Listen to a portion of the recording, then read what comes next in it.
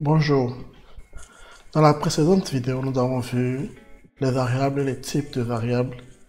Nous avons vu le type int, integer, qui sont juste les entiers, sans virgule, bien sûr. Nous avons vu les floats, qui sont des nombres avec virgule. Nous avons vu également les strings, c'est-à-dire des chaînes de caractères qui s'écrivent avec des guillemets, comme ça, ou avec des apostrophes. Aujourd'hui, nous allons voir deux autres types de données en Python. Supposons ici, avec prénom, avec ce programme, nous avons enregistré les informations d'un utilisateur. Supposons que nous souhaitons stocker le prénom de plusieurs utilisateurs. Un truc typique, une seconde, liste, voilà. Un truc typique qu'on pourrait faire, c'est avoir des variables du genre prénom 1 égale, prénom 2 égale, prénom 3 égale, et ainsi de suite, vous avez compris. Mais c'est très long à faire et c'est pas maintenable. Ce qu'on peut par contre faire, c'est de créer une liste. Une liste, en fait, c'est une collection de données qui ont quelque chose en commun. Ici, c'est le nom. Donc, on peut créer une liste comme ceci. Supposons, je crée une liste de prénoms. On crée une liste comme ça avec, voilà, les crochets comme ceci. Et par exemple, dans la liste, j'ai les prénoms John. On les sépare par des virgules. Paul, Olivier, j'ai fait une erreur. Voilà. Voilà. Donc là, nous avons une liste de prénoms. Au lieu d'avoir prénom 1 égale John, prénom 2 égale Paul, prénom 3 égale Olivier, nous avons mis le tout dans une liste. Et une liste est caractérisée par les crochets. Quand il y a des crochets, il s'agit d'une liste. Alors, il faut savoir qu'avec les listes, on peut créer une liste vide. Par exemple, imaginons qu'on n'avait pas créé la liste comme cela, mais on avait créé une liste, plutôt prénom, une liste vide, comme ceci. Elle est vide. Pour ajouter des éléments à la liste, on utilise la fonction append. On va faire un exemple. Là, on va ajouter le prénom de John à la liste. On fait ceci. Prénom, dot, point, append. Et la fonction append, en fait, elle prend en entrée John. Voilà. Donc, maintenant, si j'affiche, avec print, j'affiche la liste prénom, j'obtiens quoi? J'obtiens John. Si je vais ajouter Paul, vous l'avez deviné, il suffit de faire encore la même chose pour ajouter. Et on fait quoi? On fait Paul. Et si on fait print prénom, voilà, on a John et Paul. Donc c'est comme ça qu'on ajoute des éléments à une liste. Je récupère cette liste de base. Voilà. En Python, les listes sont indexées à partir de 0. Qu'est-ce que ça veut dire? Ça veut dire qu'on dira que celui-ci, il a l'élément 0 de la liste, l'élément 1 et l'élément 2. Au lieu de compter de 1, 2, 3, on dira 0, 1, 2. Donc, si on veut accéder à cet élément de la liste, c'est-à-dire, supposons que nous voulons faire quelque chose avec John. On le récupère comme ceci. On fait prénom. Et l'index de John, c'est quoi? C'est 0. Donc si on met 0 et qu'on affiche, on verra John. Si on met un prénom 1, on obtient quoi? On obtient Paul. Donc prénom 1, c'est pas le premier élément, mais c'est le deuxième élément puisqu'on compte à partir de 0. Je pense que c'est pareil en C, dans le langage C, dans le langage Java également. Donc voilà. Et bien sûr, le prénom 2, c'est Olivier. Qu'est-ce qui se passerait si on met un index qui n'est pas, bien sûr, que c'est pas possible. Imaginez l'index 5. Je pense qu'on aura une erreur. Voilà. On a un index error, list index out of range. Ça veut dire que le 5, en fait, ça dépasse la taille de la liste. Et quand on parle de taille de liste, on a une fonction en Python qui nous permet de calculer cela. il suffit de faire len. Bon, je vais effacer ceci. Len, c'est une fonction qui nous permet, si on met le nom d'une liste à l'intérieur, on peut calculer le nom de la taille de la liste, pardon. Voilà, on a 3 éléments, dont l'index ici c'est 0, l'index ici c'est 1, l'index ici c'est 2. Par contre, on peut accéder au dernier élément d'une liste. Imaginez qu'on a une liste par exemple de 1000 caractères et qu'on veut accéder au dernier élément, ou bien on ne sait même pas la taille de la liste, genre a priori. Quand on veut accéder au dernier élément, on peut simplement faire ceci, prénom moins 1. L'index moins 1 veut dire que c'est le dernier élément. Du coup, l'index moins 2, c'est quoi alors? C'est cet élément. Le moins 3, c'est cet élément. Donc si on fait index moins 2, on aura Paul. Donc en fait, on peut parcourir une liste dans ce sens avec 0, 1, 2. On peut la parcourir dans l'autre sens également en faisant moins 1, moins 2, moins 3. Essayons maintenant de travailler avec une liste de nos prénoms beaucoup plus longue. Voilà, nous avons là une liste un peu plus longue d'éléments. On a combien d'éléments dans cette liste? On fait un len prénom.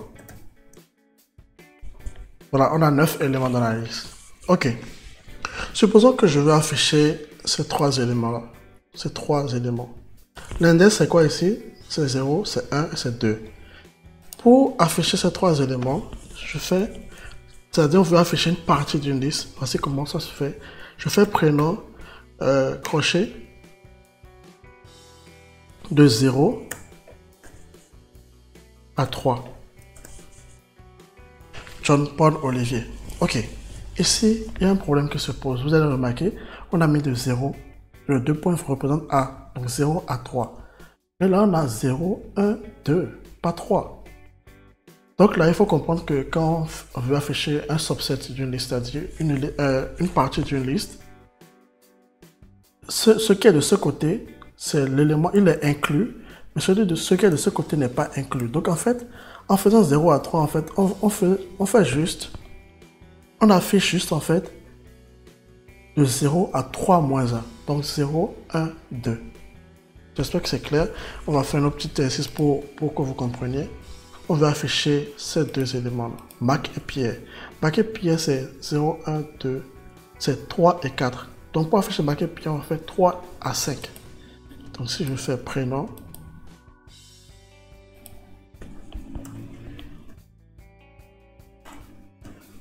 « 3 à 5. Voilà, on a Mac et Pierre. Supposons maintenant qu'on veut afficher les 3 derniers éléments. Ces 3 derniers éléments, au lieu de compter combien ils font depuis le début, si on peut juste compter d'ici, c'est moins 1, moins 2, moins 3, moins 4. Bon, moins 4 n'est pas là. Donc on va commencer à partir d'ici jusque là. Donc ça c'est moins 3, moins 2, moins 1. Donc si je fais prénom, moins 3 à moins 1. On obtient John et Malik. Mais pas Sylvestre. Pourquoi? Parce que moins 1, on a dit quoi? Cette partie elle est toujours exclue. Donc en fait c'est de moins 3 à moins 2. Et si on veut afficher tout le reste de la liste en fait, et qu'il y avait encore d'autres trucs ici, comme je sais pas, Damien, Séverin, Séverin. Si on veut afficher, désormais on a la taille de la liste qui est 11, on va afficher le reste simplement. Il faut juste rendre ceci vide. Donc de moins 3, on fait Sylvestre, Damien, Séverin.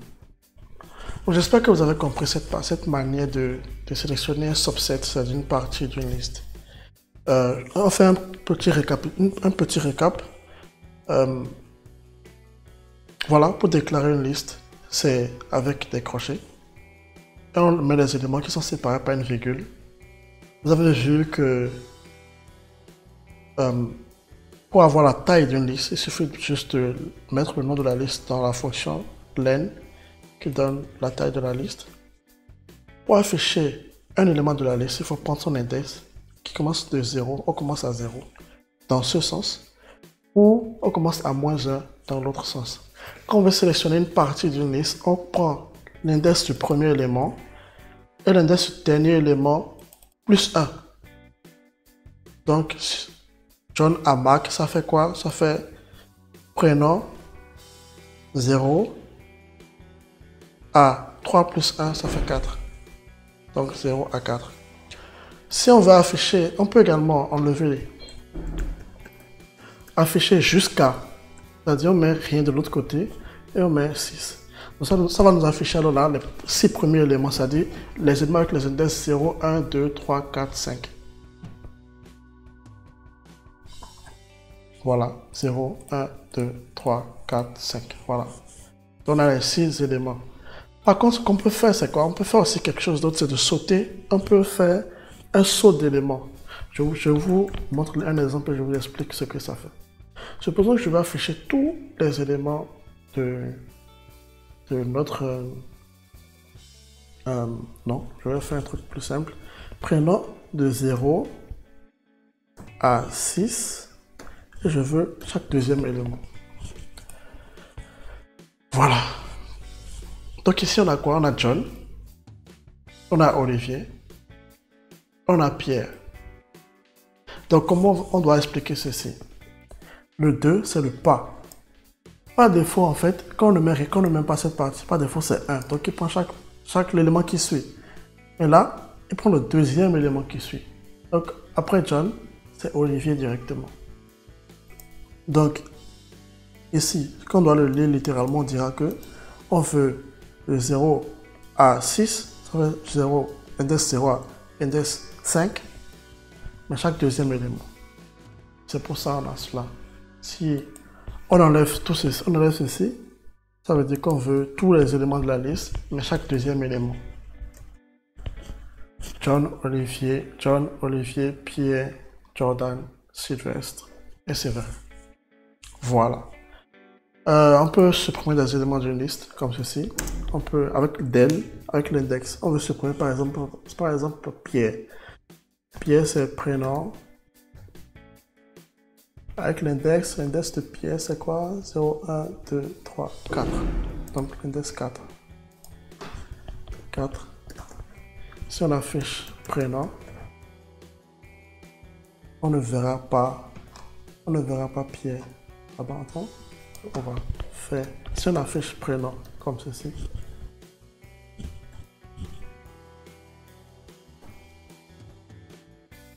voilà, ouais, on n'a plus, après Max c'est carrément directement, on n'a plus Pierre. Donc c'est comme ça on peut supprimer les éléments d'une liste. Et voilà un peu tout ce qu'il faut savoir sur les listes. Après on peut voir également les tuples. En fait, c'est quoi les tuples? Les tuples, c'est juste des listes, en fait. Juste que on ne peut pas changer les éléments d'un tuple. Par contre, on peut changer les éléments d'une liste. Ça, j'ai oublié de le dire. On peut le voir tout de suite.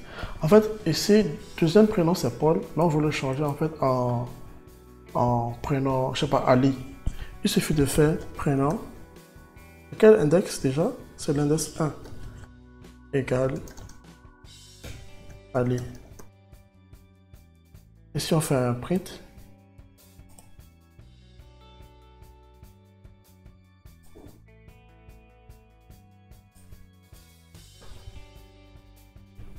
désormais on a Ali. On a changé l'élément pour Paul en Ali. Par contre, les tuples, on ne peut pas les modifier. Et je vais vous expliquer. Voilà, on va voir par exemple des prénoms des membres de l'administration, par exemple d'une école. Prénom admin. Supposons que c'est des gens, c'est une liste de personnes en fait. Et pour représenter un tuple, c'est avec des parenthèses comme ceci. Et on ne sépare pas une virgule. Donc, on a comme d'habitude John, Ali et Marc. Voilà. Là, on a un tuple. Je pense que pour les tuples également, vous pouvez faire La même chose. Pour trouver la taille, on a 3 éléments. C'est John, Ali, Mark.